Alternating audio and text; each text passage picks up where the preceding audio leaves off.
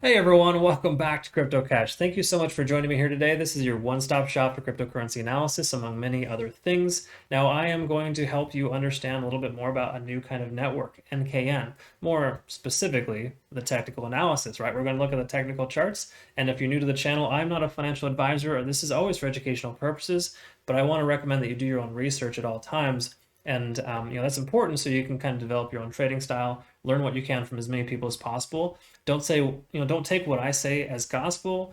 Use it in your own way, right? Now, I'm a more of a conservative trader. I take trades, profits from the trades whenever I can. I'm very profitable in that sense because I have good profit targets and stop targets. I average about 80-85% success rate in my trades. And by the way, I share all of my trades with my community members. Link in the description below for that for my CryptoCache Premium account. Check that out in your own time. I actually have an instructional video to help you understand what that is.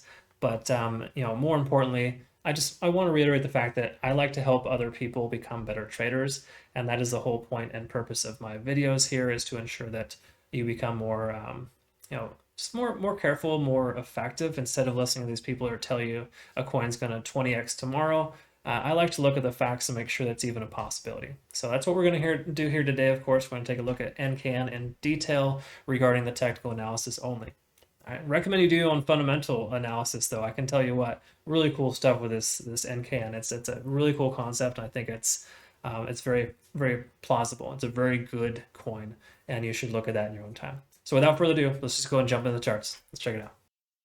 All right, folks, let's go and take a look here at new kind of network. And just before we do, we look at Bitcoin and Ethereum first to get a quick understanding of what's going on in the market, just so we understand a little bit more so about what's influencing these altcoins. And a good trader will look at every angle possible. And I think it's important to kind of get in the habit of at least looking at Bitcoin first. Okay.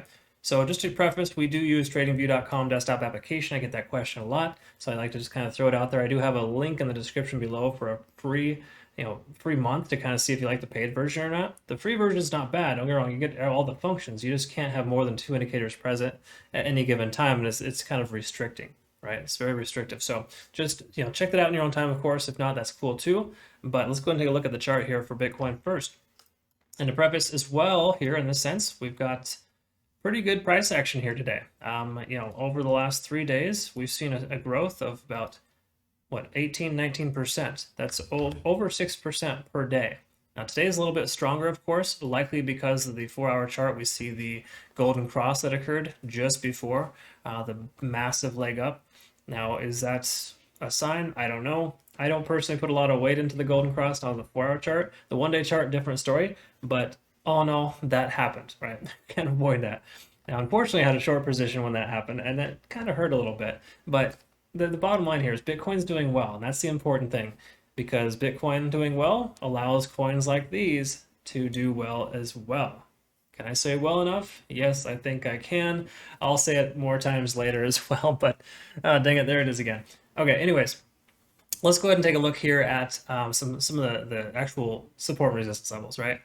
The main one we need to focus on, of course, is 52,600, because that is essentially from the previous, if you look at the 1-day chart, we can see the candlestick closed twice at that same exact point, so it obviously had some trouble breaking through. That's partially why we saw the price increase so hard today. It just blasted right through that resistance level. We have a secondary support at about 50,000, but at this point, I don't think it's much to really worry about. Okay? But that being said, if the price does end up retracing tomorrow, we'll see it come down to right around 52,600. So that's roughly what we're going to be looking at there.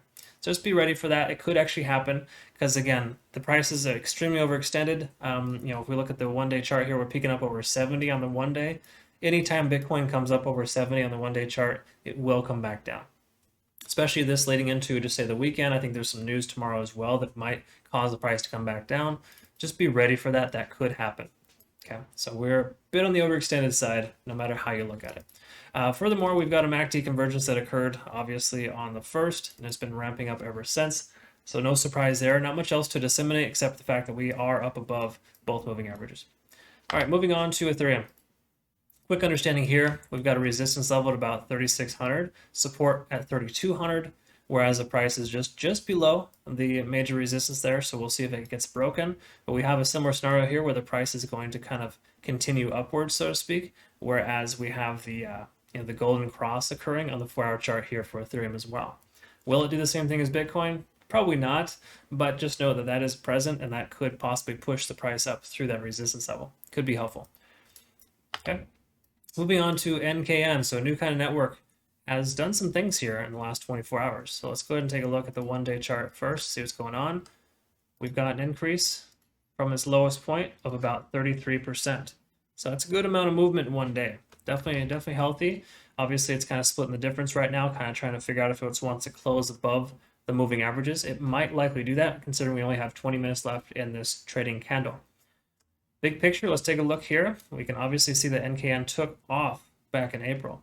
And so it's obviously a pretty good position if you were there in around 20 cents and sold about $1.30. That was like literally like a 5x in 1 week. So obviously done some things, but we can see a major resistance level up here. Probably not even worth marking, but do it anyways, right around 129. So that's essentially the goal, is to get to NKN back to 129. All right, can that happen? Sure, it can happen. But when will it happen? That's really hard to say, based on the fact that NKN's done quite poorly considering how well Bitcoin's been doing. So if we look at these increases here, yes, that's an increase, but that's nothing even close to what Bitcoin's been doing, big picture, right? So just bear that in mind. NKN does have a tendency of it's slowed down a lot, and I don't think there's less volume per se. I mean, okay, a little bit less volume, obviously, if you take this out of the equation, because there was a lot of hype back in April with the fundamentals.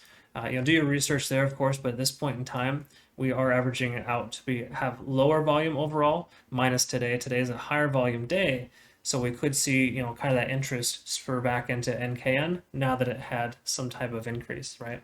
So that social sentiment is factoring here as well. And that's what NKN does, right? It's definitely a social sentiment type of thing, just based on it being, based on networking and sharing. It's a really cool concept. Definitely check it out. But yeah, it's cool to see it kind of coming back. So to all my NKN enthusiasts, welcome back. We might be out of the fray and into perhaps a green future. We'll see what happens here. So let's take a look at the 4-hour chart. Now we're up over 70, but it's coming back down. That's pretty standard. Good news is you can see here the last few trading days roughly, we've been up over 50 and under 70. That's a healthy place to be. We want to see that. So with it peaking up over 70, if it comes back down under 70 and bounces off 50 on the RSI, we're going to be in pretty good shape. Okay, because if you can kind of see here, there's trends, and people don't notice, but oftentimes the RSI, 50 RSI, is a major support and resistance level. Now that it's above the support, that's a really good sign. Therefore, we can essentially consider this to be, still bullish, essentially bullish convergence. We also had a MACD convergence here as well, which is pretty standard considering what happened today. NKN basically just took off as a result of Bitcoin taking off. It's unfortunate that NKN couldn't, respond as quick as Bitcoin did earlier in the week. In other words, Bitcoin's, up again, maybe about 30-35% in 1 week, whereas NKN, yes, it's up about that percent, but it's been held down for so long. It makes sense it's coming back here. So I guess what I'm getting at here is it would be nice to see new kind of network respond a little bit more, on par with Bitcoin instead of kind of this significant delay. But a lot of altcoins are doing that right now, so it's not abnormal at all to see this happen, because we're basically just waiting for the for Bitcoin to take off. While it's doing that, a lot of altcoins are kind of on the sidelines because most of the market capitalization is being taken from Bitcoin, or going to Bitcoin, because it's now a $1 trillion market capitalization, right? So keep that in mind. A lot of volumes flooding to Bitcoin, and it's not coming to altcoins. That'll happen next once Bitcoin gains less popularity, so to speak, and stops gaining as much volume. We'll see Ethereum take off, and then large market caps, and then medium and small market caps. All right, moving on to 1-hour charts. Let's take a quick look at Ishimoku Cloud, probably well above it. Yeah, we ramped up through that. So that was going to be a hard one to pick up on, honestly, because I don't think anyone really expected Bitcoin to jump up 7% in just say a 4-hour time frame. It really, really ramped up. I mean, I was sleeping when this happened. I wish I had been awake because I got stopped out, and it would have been nice to kind of navigate that, but that's why you set stop losses, of course. I'm not complaining, just being real with you in the sense that it ramped up quite fast. So that's exactly what happened with NKN as well. It's pretty much following Bitcoin to a T in this most recent 8 hours. You can see it shot up, coming back down, it's starting to retrace. Even though Bitcoin's kind of going sideways for the most part right now, NKN's kind of correcting itself, which is standard for most altcoins. People are taking their profits, so to speak, because they're not sure when it's going to continue to go up, right? There's still a lot of fear, uncertainty, and doubt in most altcoins right now. All right. So that being said, we are looking at TD sequential next. Let's see if we got a reset. Yeah, this is pretty standard with a lot of altcoins right now too. In other words, we started with a 1 all the way up to a 9. We hit that state of exhaustion, has to kind of consolidate and retrace. So we're seeing that now. So we got a 1 here. So hypothetically, we have 8 more hours worth of retracement to occur before we see it stabilize. It could also go sideways for 8 hours, or it could not do anything at all. It's hard to say specifically, but generally speaking, TD sequential is good at helping us understanding if it's exhausted. So right now at this point in time, is it a good buy? Probably not. We want to kind of see where it's going to continue on with its support and resistance levels. In fact, I kind of just breezed over that. Let's go ahead and mark some major support and resistance levels before we move on. We can kind of see one right here, whereas it spent a lot of time right around 40 cents. So 40 cents is the next major resistance level.